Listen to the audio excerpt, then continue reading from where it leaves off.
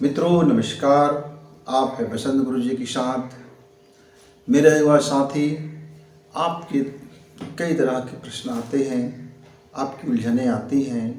आप हमें बताते रहते हैं कि आपकी लाइफ में क्या आपको दिक्कतें आ रही है ग्रोथ करने के लिए, आपको माइंड सेट करने के लिए क्या समस्या आ रही है। इन्हीं में से मेरे कुछ मित्रों का एक ऐसी उलझन भरी समस्या आया कि कहते हैं गुरुजी, मेरे पास नौकरी की कमी नहीं है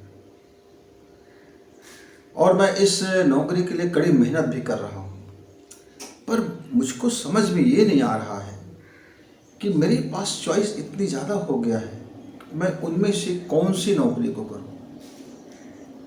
दो रास्ता मेरे पास आ गया है। एक वह जिसमें सैलरी ज़्यादा है पर वह गवर्नमेंट का जॉब नहीं है, और एक वह जिसमें सैलरी कम है पर वह गवर्नमेंट का जॉब है। गवर्नमेंट की जॉब में भी दो तरह की जॉब में मैं फंस गया हूँ कि मैं किसको चॉइस करूँ। एक वह जो प्रशासनिक सेवाओं की तरफ जाता है और एक वह जहाँ बिल्कुल हमको अपने काम करना है, आना है और कोई ज़्यादा पछड़ा नहीं है।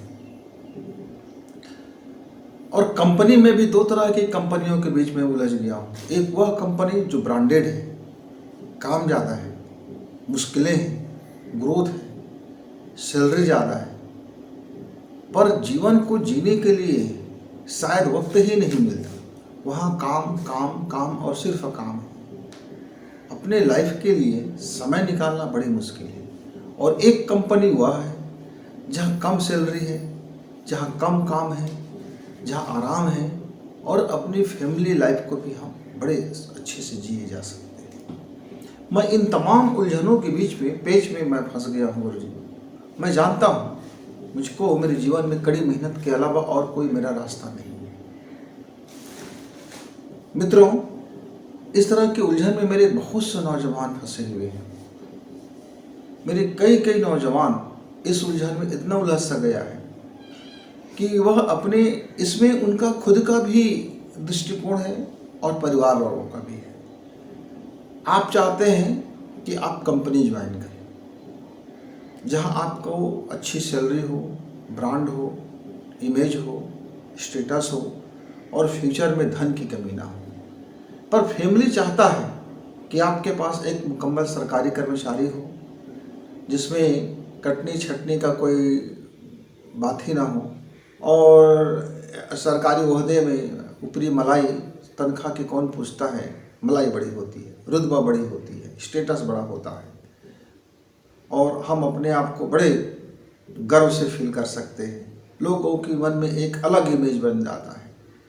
आपका दृष्टिकोण और परिवार का दृष्टिकोण, आपकी अपनी बचपना की समझ और अपनी युवावस्था की समझ और वर्तमान की समझ, इसके बीच में एक अंतर्द्वंद हो जाता है मित्र। जो करियर में नहीं है और करियर बनाने वाला है तो उसके लिए सबसे कठिन चयन है कि वह कौन से मार्ग का चयन करे, क्योंकि बार बार मार्ग बदल नहीं सकता। मेरा एक अच्छा युवा जो सोच विचार वाला युवा है, जो मेहनतशील युवा है, जिनके पास अपॉर्चुनिटी है, उसकी सबसे बड़ी दुविधा ये है कि वह कौन सा मार्ग का चयन करे। वो पहुंचना कहाँ चाहता है। वह अध्यात्म भी जीना चाहता है, लाइफ को भी जीना चाहता है और एक अच्छा समृद्धि की ओर अपने को ग्रोथ भी चाहता है। सब चाहना ठीक होगा मित्र। हो सकता है कि कोई एक व्यक्ति काउंसलर आपको ठीक से काउंसलिंग ना कर सके क्योंकि वो आपकी अंदरूनी एनर्जी को नहीं जानता, वो आपकी वास्तविक दक्षता को नहीं जानता, वे आपके अंदर मनोविज्ञान को नहीं जानता, वे छिपी हुई चीज़ों को नहीं जानता, वे आपके अंदर में जो दिव्यता है उनको नहीं जानता। एक मनोचिकित्सक या एक मनोवैज्ञानिक या फिर ये कह लीजिए कि जो परामर्श देने वाला है, जो दिमागी खेल का परामर्श देने वाला होता है, जो आपका साइकोलॉजिकल होता है, जो मोटिवेशनल वाले होते हैं, वे आप सिर्फ उनको एक कंडील दिखाएंगे। लेकिन ये भी हो सकता है कि तरह तरह के मार्गदर्शन लेने से आप कंफ्यूज हो जाओ, क्योंकि हर साइकोलॉजिकल आपको अपनी बात को उत्तम ही बताएगा और वो आपको एक दिशा देगा, वह दिशा आपको अच्छा ही लगेगा। लेकिन एक क्षण के लिए आपको यह भी लग सकता है कि क्या मैं इस तरह के मार्ग का चयन करूं, क्योंकि मेरे बहुत से युवा बहुत बहुमुखी प्रतिभा के धनी होते हैं। वे एक ही साइड पर उसका उतना पकड़ नहीं होता, वो कई कई चीज विधा में अपने आप को पारंगत रखते हैं। मसलन मेरे साथ भी ये समस्या आया था कि मैं अपने को पेंटिंग के क्षेत्र में आगे ले जाऊं, कि साहित्य के क्षेत्र में आगे ले जाऊं, कि सिर्फ धर्म की क्षेत्र में आगे ले जाऊं, कि सामाजिक सरोकार में आगे ले जाऊं, कि मैं प्रचार प्रसार करूं धर्म का, अपने जाति का, अपने पंथ का, या फिर मैं साहित्य लेखन करूं, एक राइटर बनूं और एक बड़ी बड़ी पुस्तकें लिखूं और खूब धन कमाऊं, या फिर मैं सरकारी सेवा में जाऊं जहां मेरे लिए ऑप्शंस थे और मुझको लगता था कि मैं ये सरकारी सेवा में चला जाऊं, या मेरे खुद का कृषि था, खुद का अपने पास काफ़ी कृषियों की ज़मीन है, मैं वहाँ नए नए वैरायटियों का अन्वेषण करूं, कि क्या करूं। मैं भी इस तरह से एक उलझन में आ गया था मित्र। और मैं भी उस समय बिल्कुल नौजवान था, 26 साल का युवा था, 26 साल का युवा था, और पढ़ाई मेरी लगभग लगभग कंप्लीट की ओर था, और मैं करियर बनाने की ओर में था, मैंने जीवन को नए दिशा में था। और फिर थोड़ी सी मस्ती था, थोड़ी सी घूमने फिरने का शौक़ था, जंगल पहाड़ एकांत में रहना, झरनों के साथ बात करना बैठना, और चिड़िया है जो जंगली जानवर है, या फिर बहुत ज़्यादा भीड़ में भी रह करके लोगों का अध्ययन करना कि लोग कैसे जीते हैं, लोग कैसे आपाधापी करते हैं। अजीब अजीब शौक़ थे, मतलब ऐसे शौक़ था जिसमें कोई पैसा वैसा नहीं था, कहीं इत्यादि का शौक़ नहीं था जैसे आजकल के लोग बोलते हैं। आजकल के लोग मल्टीप्लेक्स सिनेमा देखने जाते हैं, मॉल में जाते हैं, पब में जाते हैं, डांस में जाते हैं, बियर बार में जाते हैं, और अजीब अजीब कटिंग कटा करके लोगों के साथ एक अलग अलग अलग अलग टाइप की लाइफ चलते हैं, गेम खेलते रहते हैं, और थोड़ी सी इंग्लिश बोलना, थोड़ी सी हाय हेलो करना, थोड़ी सी एक अजीब फैशन बनाना, लोगों को थोड़ी सी तारीफ़ करना, और मटर गश्तियाँ करना, ये आजकल के दौर के बच्चों में बहुत आयत में पाया जा रहा है। हमारे ज़माने में भी पाया जाता था, थोड़ी सी उसकी फैशन का दौर अलग था, लेकिन मेरा रुझान कुछ उस तरफ बिल्कुल नहीं था। मेरे कुछ दोस्तों का रुझान था। तब मैंने क्या किया, तब मैंने अपनी अपनी जो शानदार काउंसलर है, जो जो मुझसे ज़्यादा जानता है, जो मेरे ब्रेन को जानता है, जो मेरी अंदर की चाहत को जानता है, जो मेरी मोहब्बत को जानता है, जो मेरी साइकोलॉजी को जानता है, जो मेरी प्रखरता को जानता है, जो जो जो मेरे मुझसे ज़्यादा जानता है, मैंने उनका मार्गदर्शन लेना उचित समझा मित्र। वो मुझसे ज़्यादा कौन जानता है? मेरा अचेतन मन मुझे जानता है, मेरा अति चेतन मन मुझे जानता है, मेरा ब्राह्मी चेतना मन जानता है, मेरा वह भीतर का मस्तिष्क जानता है जो बिल्कुल सोया पड़ा रहता है, जो बिल्कुल अंधेरे क्षेत्र में दबा पड़ा है। ऐसा कहते हैं ना हमारे वैज्ञानिक लोग कि हम मस्तिष्क का 1% भी उपयोग कर लें तो हमारा महान मस्तिष्क बन जाता है। फिर शेष मस्तिष्क कहाँ पड़े रह जाते हैं? शेष मस्तिष्क एक अंधेरे एरिया में रह जाता है, एक कूल एरिया में रह जाता है, जहाँ बिल्कुल उसका हम उपयोग नहीं करते हैं, हम बिल्कुल उसको स्टोर में रख देते हैं, कोल्ड स्टोरेज में पड़ा रह जाता है हमारा ब्रेन। हमारा ब्रेन का 85% हिस्सा कोल्ड स्टोरेज में रहता है, कोल्ड स्टोरेज में रहता है। इसीलिए तो हम अति मानव नहीं बन पाते। हम 1% मस्तिष्क से अपना जीवन चलाते हैं और ये बड़े बड़े कैरियर बनाते हैं और टॉप कर लेते हैं, महान मस्तिष्क के स्वामी बन जाते हैं, ऐसा हमें लगता है। लेकिन वो 85% हिस्सा हमारा कोल्ड स्टोरेज में पड़ा रह जाता है। मित्रों, तो जो कोल्ड स्टोरेज में पड़ा रह जाता है वह हमसे ज़्यादा जानता है।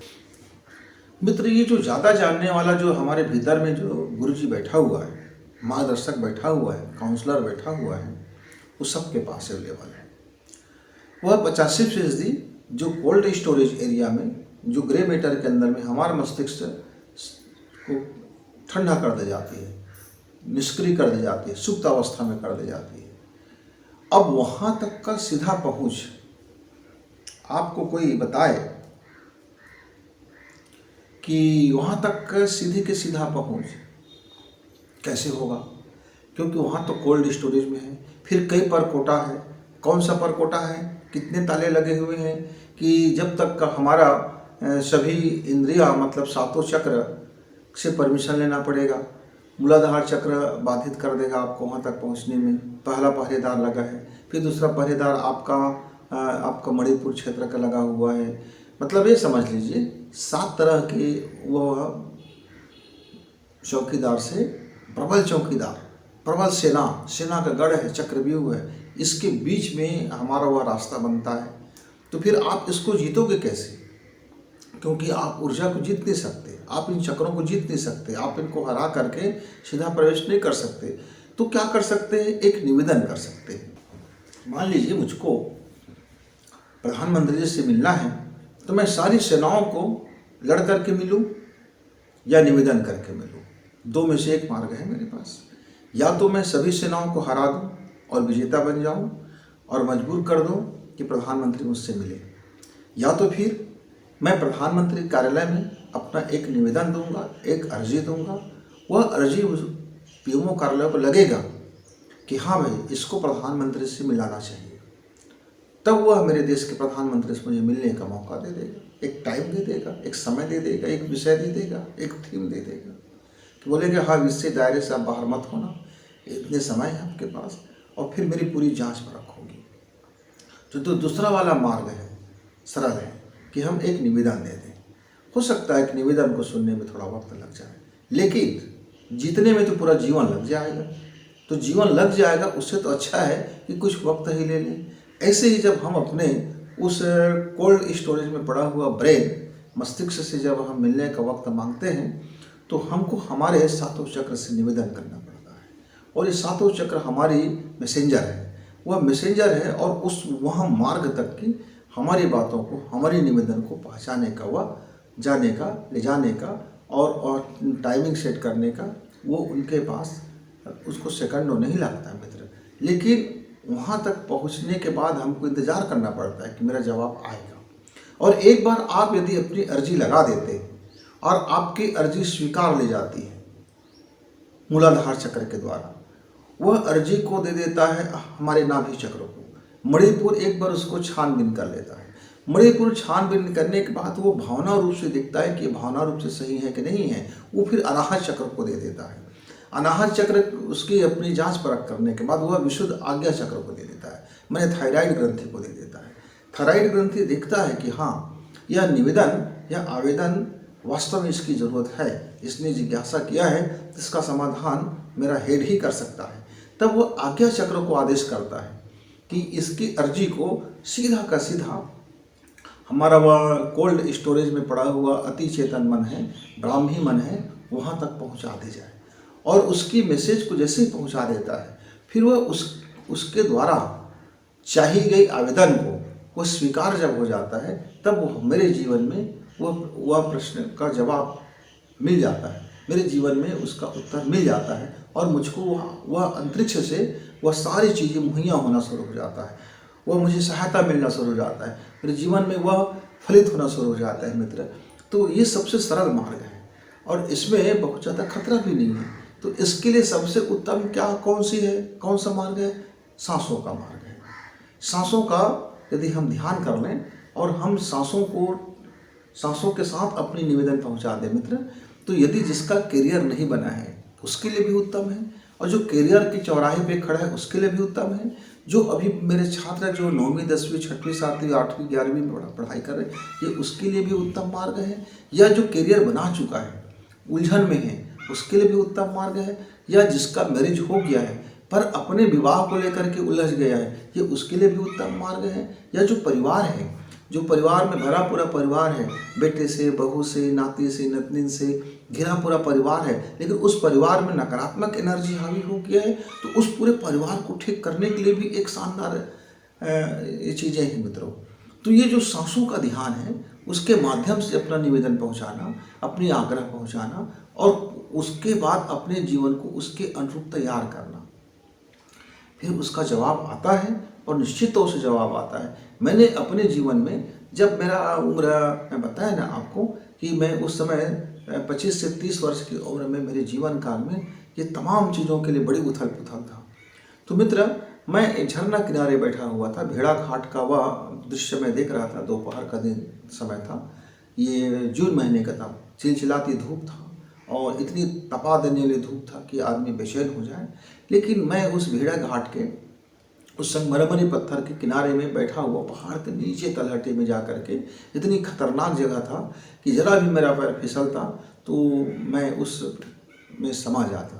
लेकिन ध्यानों का बैलेंस करते करते अपने को वहाँ तक पहुँचा कर उस एकांत में मैं बैठा था और विचार कर रहा था कि आखिर उस तक का पहुँचने का जो कठिन मार्ग है, जो हमारे ऋषि मनुष्यों ने जो हमें बताया है, उसमें सालों लग जाते हैं।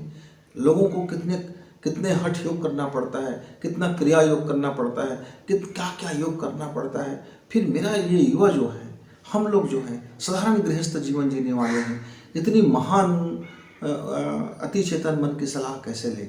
और वो प्रकृति है, वो हमारे लिए ही है, वो हमारे लिए है, हमको उपलब्ध है, पर हमें पता नहीं चल रहा है कि वो हमको वहाँ तक जाने का मार्ग क्या हो। तब मित्र मुझे उसी समय ख्याल आया, एक विज्ञान है जिस विज्ञान के पीछे मेरा दिमाग गया कि बच्चा जब गर्भ में होता है वो शुद्ध आत्मा होता है उस समय, और उसकी सारी क्रियाएं उस समय, उसकी जो कोल्ड स्टोरेज है उस समय सक्रिय होता है।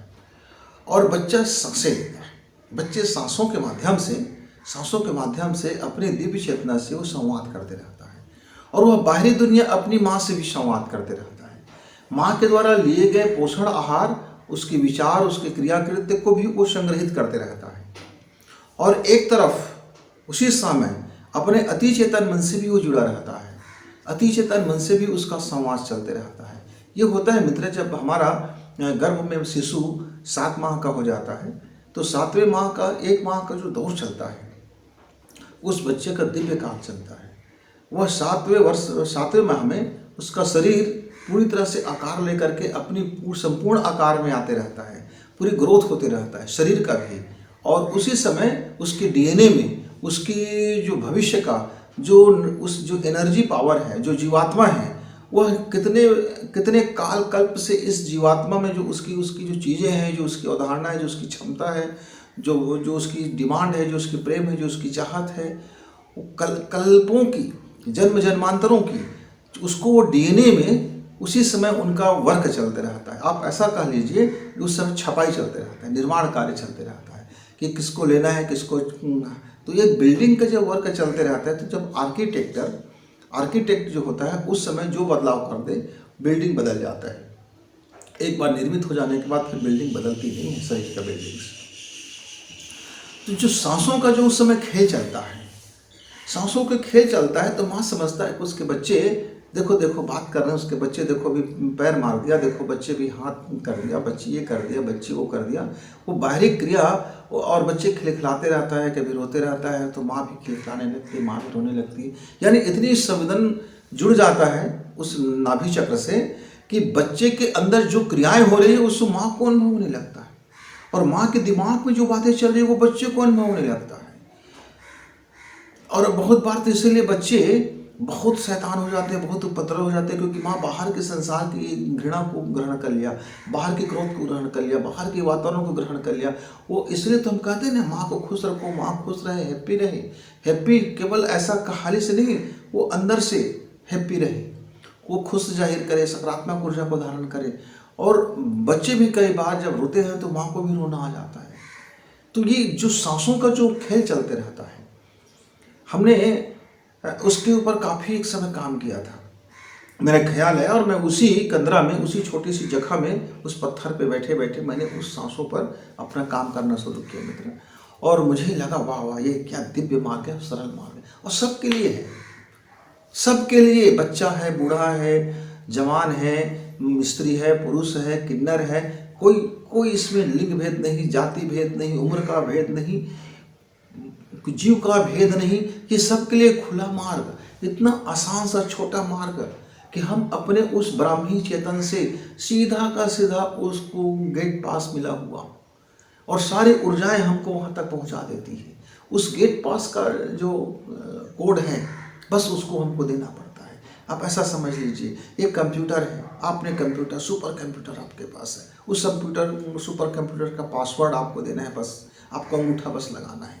आपका जैसे फिंगरप्रिंट मैच हो गया, आपका सुपर कंप्यूटर ऑन हो जाता है और आप उससे मिल जाते हो। आप ऐसा समझ लीजिए, प्रधानमंत्री अपने एक गोपनीय मीटिंग में बैठा हुआ है, सभी अंगों के सेना है, वहाँ सभी विभागों के प्रमुख बैठे हुए हैं, वो पूरे इस देश को एक क्षण में कुछ का कुछ कर सकते, इतने ताकतवर लोग बैठे हुए हैं, और आपको एक एंट्री पास करना है। तो दो मार्ग है उसका, या तो आप उसका पीए जैसा अधिकारी होगा, या उतने पहुँच होगा, या तो उसके प्रधानमंत्री के खास कोई खानसामा होगा जो चाय पानी देता होगा। दोनों का एंट्री हो सकता है, दोनों पहुंच सकते हैं, निर्बाध गति से पहुंच सकते हैं, कोई रोक नहीं होता है। तो आपकी जो भूमिका होगा उस भूमिका के अनुरूप आपकी बात सुन ली जाएगी। या फिर ये हो सकता है राष्ट्रीय सलाहकार, सुरक्षा सलाहकार हो, जिसके लिए 24 घंटे प्रधानमंत्री तक पहुंचने अवेलेबल है। तो या तो आप अपने मस्तिष्क को, विवेक को इतनी जागृत कर लें कि आप उस स्तर का अपने को तैयार कर लें, या तो फिर आप अपने को उस निजी स्तर पैदान पे भी जा सकते हो, लेकिन दोनों में पहुंच है मित्र।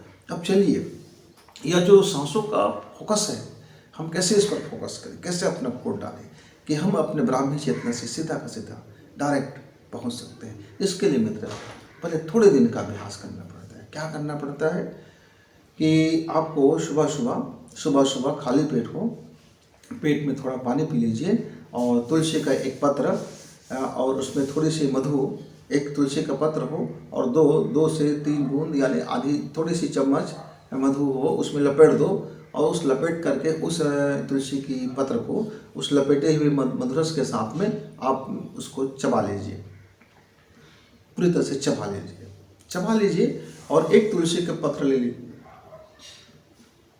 एक तुलसी का पत्र ले लीजिए और उस अच्छे से हाथों में रगड़ करके पूरी हाथों में उस तुलसी के पत्र को रगड़ दीजिए। अब देखिए, अब हमारा जो शरीर का तंत्र है अब हमारा तैयार है कि वह मूलाधार चक्र से लेकर के सारे चक्रों को हमारा मैसेज पहुंचाने के लिए। अब हमको करना क्या है, देखिए, आप सीधे बैठ जाएंगे, मन को शांत रखेंगे, शरीर में कोई हलचल नहीं होगा, आसपास आप मशीनी टूल्स को बाहर कर दीजिए, कोई वाइब्रेशन ना हो, आप अपना फ़ोन दूर कर दीजिए, आपके हो हल्ला से दूर हो जाइए, थोड़ी सी शांत अवस्था में हो जाइए। ज़्यादा अच्छा हो एक बंद कमरे में हो या फिर एकदम खुला आसमान में हो, जहाँ बिल्कुल कोई रोक टोक ना हो, पूरी खुली आसमान, जैसे छत होता है हमारा, छत के ऊपर में हम बैठ जाते हैं।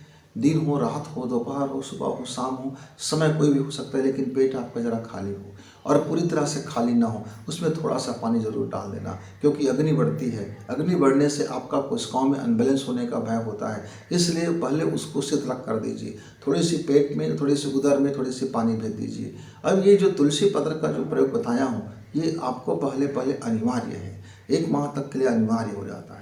जैसे जैसे आपका आदत बन जाती है, आपकी कोशिकाएं ग्रहण कर लेती है आपको, आपके सांसों को, फिर उसके बाद इसकी कोई औपचारिकता की ज़रूरत नहीं पड़ता, फिर बाद में खाली पेट की भी औपचारिकता की ज़रूरत नहीं पड़ता। फिर उसके बाद जब आप 1 साल कर लेते हो अभ्यास को, तब फिर आपको किसी चीज़ की ज़रूरत नहीं पड़ता। मित्रों, अब हम शुरू करते हैं सांसों को फोकस करना। अब हम दोनों हाथ को, ये आपकी हथेली है, आप इसको सामने में कर लीजिए, इस तरह से कर लीजिए, और इस तरह से आपका हाथ हो जाएगा। और ये हाथ के जो दोनों हिस्सा है, ये जो बीच का हिस्सा है, दोनों आँखों को इस तरह से मिलान करेंगे और उसको बिल्कुल त्राटक करेंगे, आपके हथेली के सेंटर पॉइंट को। यहाँ सेंटर पॉइंट को आप त्राटक करते करते सांसों को रोकेंगे। अब सांस रुका हुआ है, अब त्राटक कर रहे हो, और भीतर से आप आँख को बंद करना नहीं है, त्राटक ही करते रहना। ऐसा आपका सांस बंद है, अभी देखिए, और आप त्राटक कर रहे हो। अब आपको संवाद करना है कि मेरा अवचेतन मन जानता है कि मेरे लिए कल्याणकारक क्या है। मेरा अवचेतन मन मेरे जीवन में समृद्धि को उजागर कर रहा है। देव शक्तियाँ मेरे जीवन में उपचारक शक्तियाँ बनकर प्रकट हो रही है, मेरा जीवन का दिशा तय कर रही है। ब्राह्मी मन जानता है, ब्राह्मी चेतना जानता है, मेरी असीम प्रज्ञा को वह प्रकट कर रही है, असीम प्रज्ञा के रहस्य को वो प्रकट कर रही है। बस ये इतना आपको बोलते रहना है। फिर जैसे आपकी सांसें, आप ज़्यादा समय तक आप सांस रोक नहीं पाओगे क्योंकि अभी अभ्यास नहीं हुआ है, तो फिर आप गहरी सांस लीजिए। गहरी सांस लेते समय आप हाथ को जोड़ लेंगे, जैसे आपने सांस भरा, और फिर इस तरह से त्राटक करेंगे और उसी वाक्य को फिर से दोहराएंगे। ऐसा आपको मित्रों पहले 24 बार कीजिए, और बाद में आप 15 मिनट कम से कम करना है, फिर आधा घंटा करना है, फिर 45 मिनट करना है। 45 मिनट तक आपका यदि सध जाए धीरे धीरे हो जाए, धीरे धीरे करते रहो। फिर आप 15 मिनट का ओम ध्यान करना है। ओम ध्यान करके हमको अपनी साधना है वो समाप्त हो जाती है। आप साधना कह लीजिए या प्रैक्टिस कह लीजिए या प्रयोग कह लीजिए या आप पाठशाला कह लीजिए या वेदशाला कह लीजिए, नाम कुछ भी दे दीजिए, नाम अपने हिसाब से रख लो। आप इस तरह से त्राटक करेंगे और सांसों को खींचें। जब सांस लें उस समय कुछ बोलना नहीं है, ध्यान रखना। जब सांस बंद हो उसी समय बोलना है। जब सांस बंद हो उसी समय बोलना है। अब आप 15 मिनट का आप ओम साधना कैसे करेंगे? यह सांसों से ओम करना है। देखिए, आपने अंगूठा से आप अपने दाहिना स्वर बंद करते हैं और ओम करते करते आपको सांसें खींचनी है। ओम।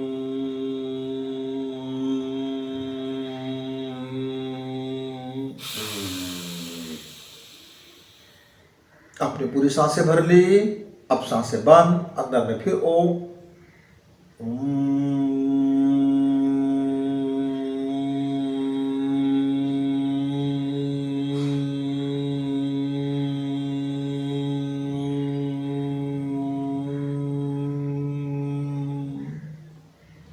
अब सांसें आपने बाहर छोड़िए।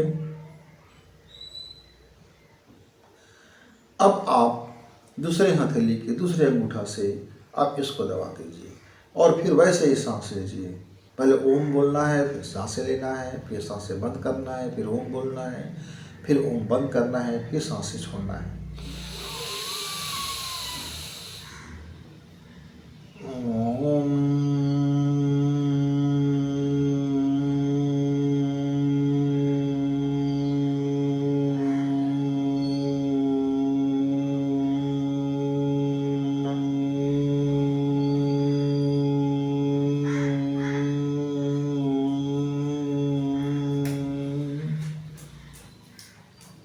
अब सांसें छोड़िए। इस तरह से आप सम संख्या का ख्याल रखेंगे। सम संख्या मतलब ये है कि आपने यदि 2 बार आपने ये दोनों मिला करके 1 बार हुआ, एक क्रम हुआ, तो आपने 1 लिया, फिर 2 बार किया, फिर 3 बार किया, फिर 4 बार किया, तो 2 बार किया तो बंद कीजिए, या फिर 4 बार हो गया तो बंद कीजिए, या 6 बार हो गया तो बंद कीजिए, या 8 बार हो गया तो बंद कीजिए। मतलब सम संख्या में आपको प्राणायाम करना है। इसके बाद आपको 3 प्राणायाम दोनों नाकों से सीधा सीधा लेना है और नाभि क्षेत्र तक गति से पहुंचाना है और गति से छोड़ना है। गति से पहुंचाना है और गति से छोड़ना है। फिर चुप होकर के आंख बंद करके 5-10 मिनट के लिए शरीर को शिथिल छोड़ देना है। अब अंत में देख लेते हैं, ऐसा करना है। अब पूरे पहले पेट को खाली कीजिए।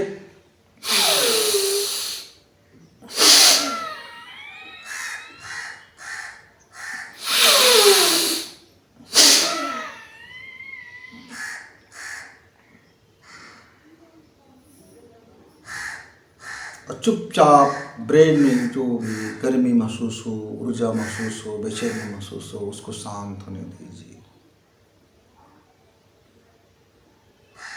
चुपचाप आप बैठ जाएंगे। मित्र, जब आखिरी इस प्राणायाम को जब करेंगे, जब सांसों को गति से छोड़ने वाला, तो आपके कान में बुरी तरह से झन्नाहट उत्पन्न होगा। ऐसा लगेगा कि कान के पर्दा में कुछ हो जाएगा। क्या कुछ होगा नहीं, बस अपना बैलेंस नहीं खोना। आप डरना नहीं। पूरी तरह से जब आप वेग से जब आप अपनी सांसें फेंकते हो तो अंदर की तमाम चीज़ें एक झटका में बाहर होता है। तो अंदर की कोशिकाओं में एक तेजी से माइटोकॉन्ड्रिया में जो उसका जो इलेक्ट्रॉन, प्रोटॉन और ये सारी चीज़ें हैं, वो ऊर्जा है, अचानक शॉक पड़ता है और वहाँ से स्फुरलिंग होता है, पावर हब, और वहाँ से डायरेक्ट एकदम ब्राह्मी चेतना तक हमारी मैसेज पहुँचने का काम होता है। तो उसको यहाँ तक प्रक्रिया करने के लिए आपको अपने शरीर को, अपने कोशिकाओं को उस दौर से पहले गुजारना पड़ता है, ताकि उस शॉक से बचाया जा सके, ताकि एक सुरक्षित मार्ग तक हम पहुँच सके। मित्रों, ये 1 घंटा आप यदि जीवन में लगा लेते हो, अच्छा हो कि सुबह शाम लगा। 2 वक्त, 2 संध्या बोलते हैं।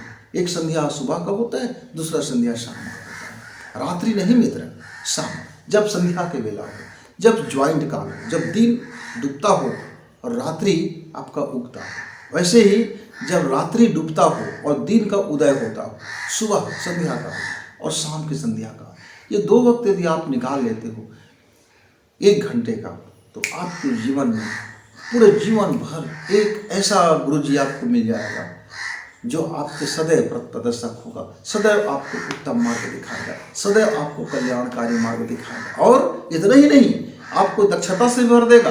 आपका जो थर्ड इंद्रिय है, जो आपका सिक्स आप बोलते हो जो है, आपका आज्ञा चक्र है, आपके विशुद्ध आज्ञा चक्र है, चाहे कंठ चक्र है, तमाम चक्रों की बात छोड़ दीजिए, पूरा शरीर का एनर्जी अब जिस अंग में चाहो उस अंग में पहुंच जाएगा, जिस अंग का एनर्जी चाहो वह सक्रिय हो जाएगा। मान लीजिए अभी आपका उंगली में परेशानी हो रही है, उंगली में बहुत है, आप यहाँ अपनी ऊर्जाओं को सक्रिय कर सकते हो। मतलब फिर आपके लिए ये ऊर्जा का विज्ञान जो होगा वो सहज हो जाएगा, सरल हो जाएगा और दमदार हो जाएगा। फिर जिंदगी में ना बड़ी चीज़ें हमको, फिर जिसको हम दिव्य क्षमता बोलते हैं, हाई एनर्जी बोलते हैं, अलग अलग बहुत से नाम हैं, वो शक्तिपात वाले होते हैं, वो करते आपके लिए सारा चीज़ सहज और सुलभ उपलब्ध हो जाएगा। तो उम्मीद है इन नौजवानों को करनी चाहिए। मेरे नौजवानों के लिए उत्तम योग है ये। बुढ़ापे का शरीर इसको बर्दाश्त नहीं कर सकता, और बचपना में चूँकि मन चंचल होता है इसलिए वो बर्दाश्त नहीं कर पाता, और बुढ़ापा में चूँकि मन बुढ़ा हो चुका होता है, मन में कचरा जमा हो चुका होता है, लाइफ की पूरी कचरा उसमें जमा रहता है, पूरा करकट होता है, इसलिए वो अध्यात्म मार्ग में नहीं चल सकता।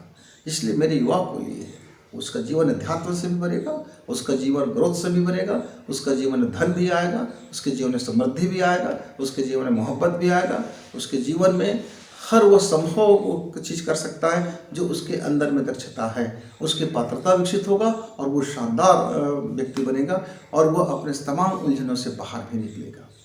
सभी उलझनों से वो बाहर निकलने का यदि कोई रामबाण मार्ग है मित्र, तो इस सांसों के फोकस पर है।